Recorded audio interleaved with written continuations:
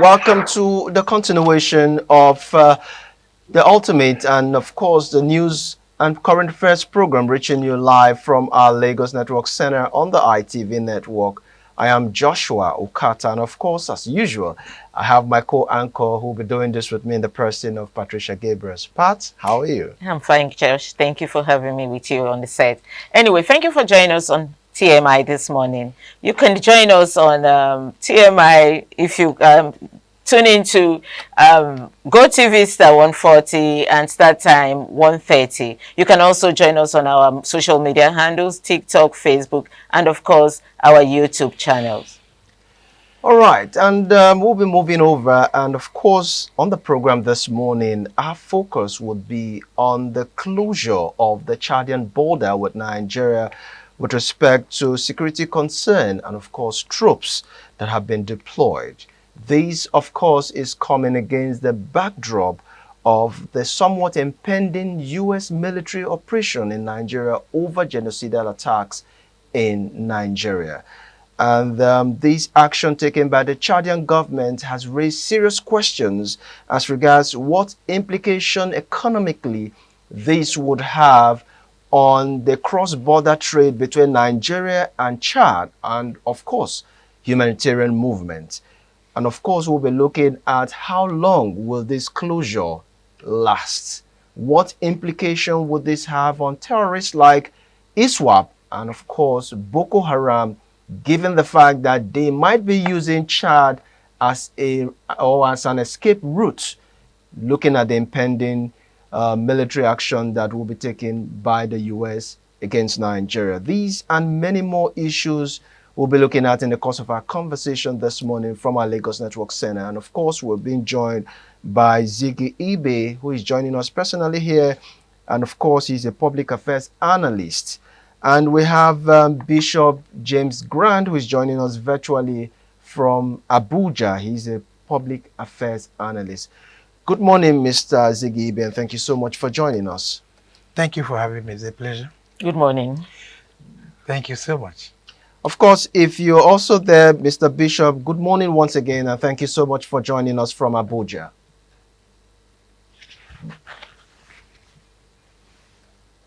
All right, let the program continue while we wait for him to join us. My question now to you, Mr. Ziggy Ibe.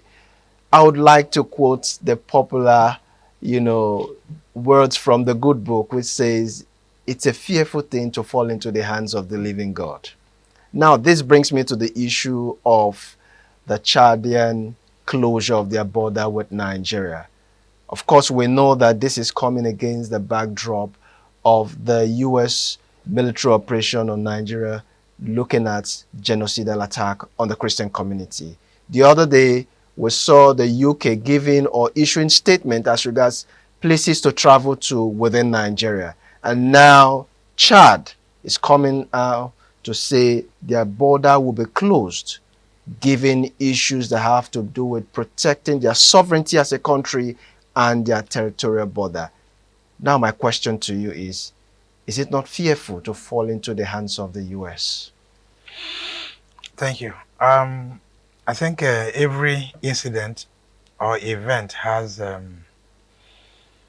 history. It gets where it started from. And we wouldn't want to jump into midway into how it started and all that. But then let me give some insight into this.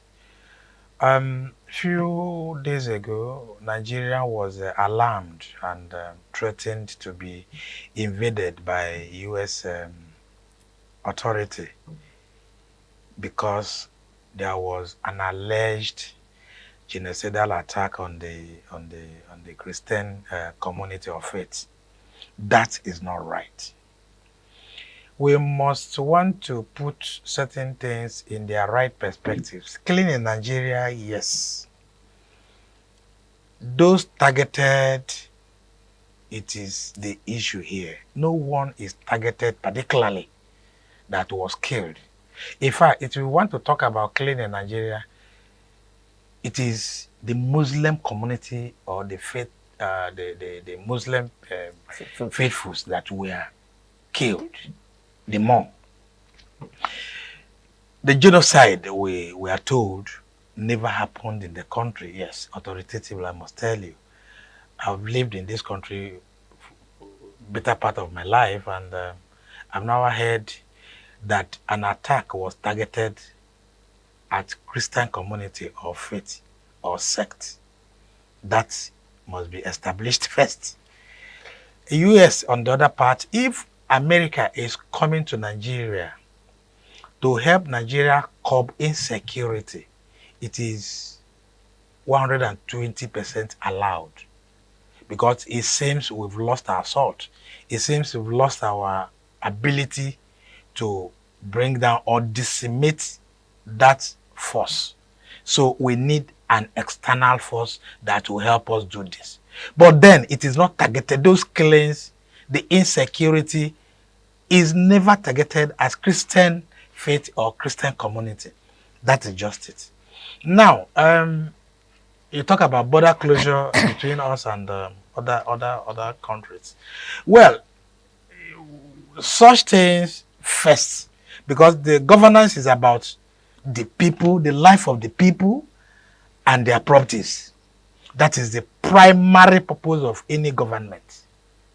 So, as such, if any government we are sharing border with wants to close in fear of an impending invasion, what is wrong with that? Nothing's wrong. The only thing is that the country that is closing on Nigeria certainly would have the ties cut. We are not going to have anything to do with them. The normal business activities, the going in and coming in from both countries would not be happening again. Okay, so both countries certainly would lose. Chad did well, and that is the first primary thing any government should do to protect its people from the invasion. Though we pray that the invasion wouldn't take place. We don't want to see American soldier boots on our soil. We can take care of. The only problem we have is that we have been very, very economical with the truth. The leadership we have in the country have not been able to make good their talks. Why not so? Security is not something that should swallow a group of people if proactive measures were put in place. But here we are. We've heard of so many things that government have put in place to curb this insecurity, but it has not abated. It has not. And this is what has actually blossomed all this on us. Why not so? We shouldn't be talking about insecurity swallowing the whole country, such that America would want to come in. Now, on America issues coming to Nigeria or threatening to come into this invasion, what really happened is America for over years had helped Nigeria in tackling its insecurity, in food shortages, in food insecurity, and all that. In fact, Nigeria is among the countries that had benefited so much in American aids. And one thing I think the leaders forget so easily is that each time a favor is extended to you, they are keeping record. These guys are keeping record. Should you come now and say, okay, I need money to do a road or to build a road, they are keeping record, because that is the purpose for which that money is given. So if by tomorrow Nigeria is not living in exclusivity, Nigeria is still among the living nations under the globe. So they come here and they see your roads everywhere. Okay. They will now ask a question. The money you collected the other day for the road, where is the money? Where is the road? All right. For the Okay. sake of our guest who is Yes. also on, virtually joining us, we would also want to get his take on this part. You have something to say? Yeah, I was going to ask Ibe a question, but let's have our guest speak on that. Okay. All right, Bishop James, you've been following the conversation, I guess. So, what's your take as regards this somewhat rippling effect, I would say, on Nigeria, given the fact that Chad, who has a neighboring relationship with us now, has shut their borders on us. So, what's your take on that? All right, good morning. Good morning, Nigerians. It's a pleasure to be here, like I always say. I'm a true Nigerian, and I'm always bothered whenever something is going wrong in this nation. I want to commend the government of Chad. Chad has been very much proactive in curtailing the excesses of insurgency. In fact, remember in 2015, I know there was this 10 terrorists that were arrested and executed in Chad. So Chad has been very proactive. Chad has made the Chad state uncomfortable for terrorists. Unlike what we perceive down here. Let me tell you, my brother, I've always been saying it. I suggest that Nigeria creates Ministry of Truth. Ministry of Truth. There has to be a ministry that should be telling truth to authority. Like anytime the president or anybody wants to, know what is actually happening, he will reach out to that ministry, because what we see are sycophants, around governance. Most of the time they don't tell the apex leader the truth and all of that. Let me tell you the truth. 19,000, we can easily, fast check things right now. You can go to your Google and check. About 19,000 churches has been burnt down. About 19,000 churches. See, what we are facing is of two dimensions. Number one, there is Christian genocide without any means of, trying to cover anything. That's number one. Now, some Muslims are being killed, no doubt about that. But those ones are also indigenous Muslims, or Muslims are being considered as, not true Muslims, because there are extremists, and there are other Muslims, that just practice their religion, that they don't believe in hurting people. So where they see Christians, that's where they categorize them. All right. Now, the two things Nigeria is suffering, or suffered, especially in the last administration, was Fulanization and Christian genocide. I was in Plateau State 2019.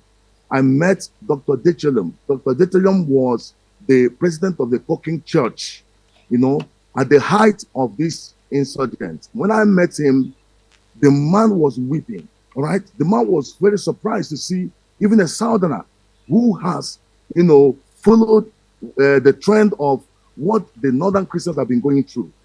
I met Archbishop Washi, who was also a victim in a way. You know what the Archbishop told me? The Archbishop told me that there is no hope. There is no hope for the church in the North. Everyone is waiting for the day they will be killed and they'll be buried. So Nigerians, we are so religious, but we don't know God. Let's speak the truth. The truth is that it is clear that there is a target. There is a target, and that target, first of all, is on Christians, which you can expand to unbelievers, because there are some Muslims that are considered by some other Muslims as unbelievers. So it's a faith-based war. It's a faith-based terrorism. And I'm surprised to see people trying to, coin, President Tinubu. This was there before he came to office. But in this station, your station, if you can remember, Joshua, I have always been shouting on insecurity. I have always been shouting on insecurity. What would the president do on insecurity? And it seems that we are just relaxed. People are dying. Look at what Chad did. They blocked their borders because they don't want infiltration. I think that's what I expect Nigerian government to do. All right. Bring this your point has been noted. Your point has been noted. Now you heard what he just said, and good to say, I have also fact-checked him. About 19,100 churches so far have been decimated by this dangerous group called the Boko Haram. Now, earlier on, you said it is not about targeting a particular religious group. It's about targeting Nigerians. What would you say about the quantum, given this staggering number of churches that have been destroyed due to the nefarious activities of this dangerous group? I'm happy you mentioned churches, not individuals. Churches were buildings. Can you be destroying churches without 1,000 individuals? The other day in Owo, the number just a moment, is not about individual. Just a moment. The other day in Owo, the church was burned. A church was destroyed alongside how many persons? Can you destroy a church without having people inside? I think we need to put certainty. No arguments here at all. So that when you are not being this large number of churches being targeted, what does it say? Now, what does it say about you know how religious many group? Muslim buildings that have been destroyed? So you believe that is a thing of insecurity, not genocide? Is that what you're saying? Genocidal act is not about Christianity. It is about the whole country. And if you want to divide or you want to itemize how people were killed, you definitely will, you are going to count far great numbers of Muslims that were killed. So can you tell us how many mosques? If you want, I don't know. If you want to juxtapose it right now, how many mosques so far have been destroyed owing to the nefarious activities of these guys? Josh, I must tell you something. We must avoid or try to evade not hanging bone on a dog in order to hang it. If America has something with government of the day, or America has government something to do with Nigerians, it shouldn't be under the cloak of Christianity. Okay, so it why? Shouldn't. Okay, so why? So why we're not making our insecurity? Yes, is not based.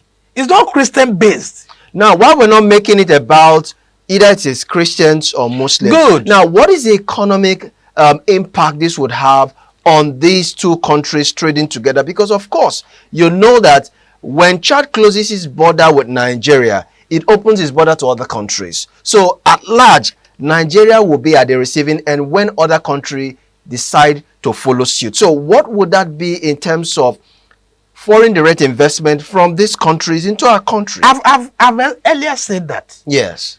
When country borders are closed on each other, yes, both countries suffer in terms of what they gain from each other. Yes. Because cultural exchange. Trade barriers will cultural be there. Exchange.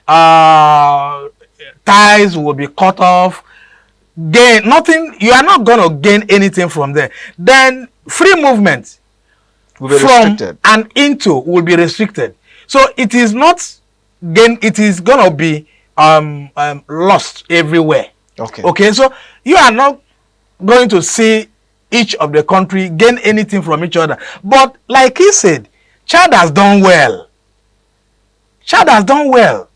If you have a threat on a particular community you are bordering on, the best is to cut ties.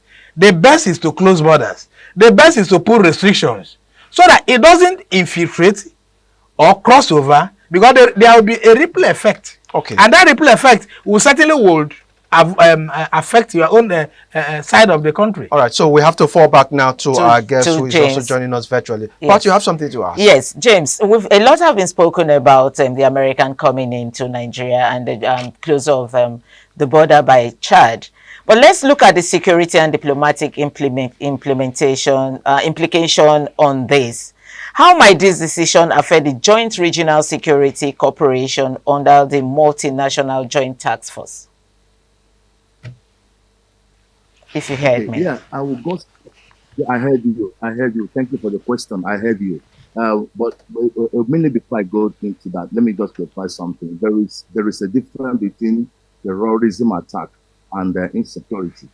I like the normal insecurity, like people are being kidnapped. That one is Nigeria. We are not running. There are issues.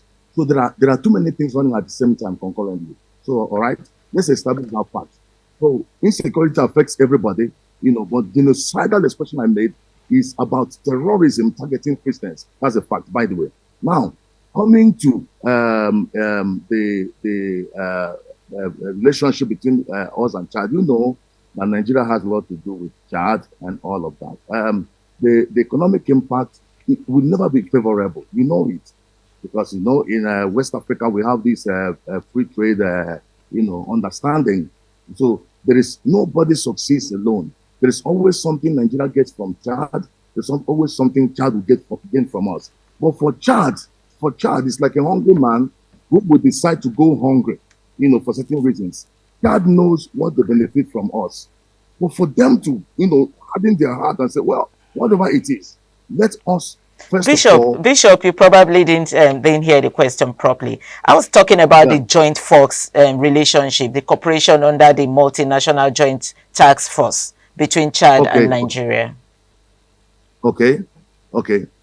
Well, I don't see that affecting much. You're right, because that joint force, Nigeria, Niger, Chad, Cameroon, they are all part of that. All right, that wouldn't stop them from doing the necessary things. They will still be checkmating insurgencies, and then to the extent that would not be affected, because it is now that we even need the services of that joint force. It is now that we need it. So Chad blocking the border there would not affect, the surveillance of the joint. All right. Okay. Now, while we hope to get him back, now let me ask you my next question. The closure has been done. For how long will this last? Until the dust is settled. Is it until America strikes, or if Nigeria, stands, to the occasion and say, let them put an end to this issue? As long as Nigeria stand threatened, okay, now the closure is coming from their own end. Yes. Until Nigeria is free from the threat, their own calculation, I don't know how long it's going to last. I don't know how long they feel Nigeria is now safe to interact with them. But during border closure, a lot happens. You suffer a lot. That inter-boundary relationship is no longer there. That economic gains is no longer there. Patrol, like she asked, certainly will be stepped up from their own end, because they wouldn't want to have any infiltration. Okay, then alertness, both citizens alertness and the security agencies alertness. All the forces, institutions will be activated against any infiltration or a border crossing. Okay, but that on its own too could be our gain, because people crossing over from there will be restricted. Okay, so the gains might be lesser than what the loss might be lesser than the gains, but whichever way it is not all loss. Okay. He asked you, when do you think that will end? But let's go on by asking, ECOWAS or the African Union, do you think the ECOWAS or African Union will want to mediate and restore normalcies along the border? It's gonna be a tripartite thing.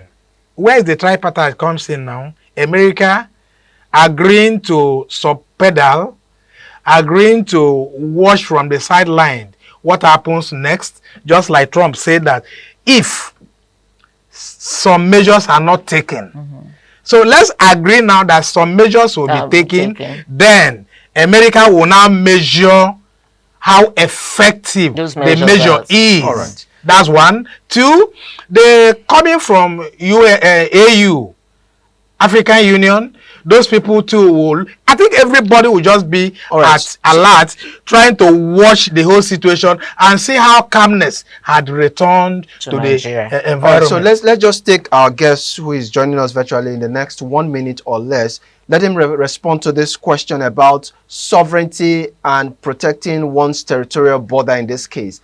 Before now, some Nigerians have been clamoring on the issue of Nigeria has a sovereignty to protect and as such, US cannot invade, blah, blah, blah. Now, what would you say about the stand that the Chadian government has taken in the person of the president of Chad, Mahamat Idris Deby, who has blocked the entry point of Chad, especially coming from Nigeria, saying that they are doing this is to make sure that there is no infiltration of terrorists, using Chad as an escape route to the invasion by the US. What would you say about one country's government taking a stand when it comes to its sovereignty and protecting its territorial borders? Did we see that in the case of Nigeria before now? And what would you say just opposing it with the stand that Chad has taken right now?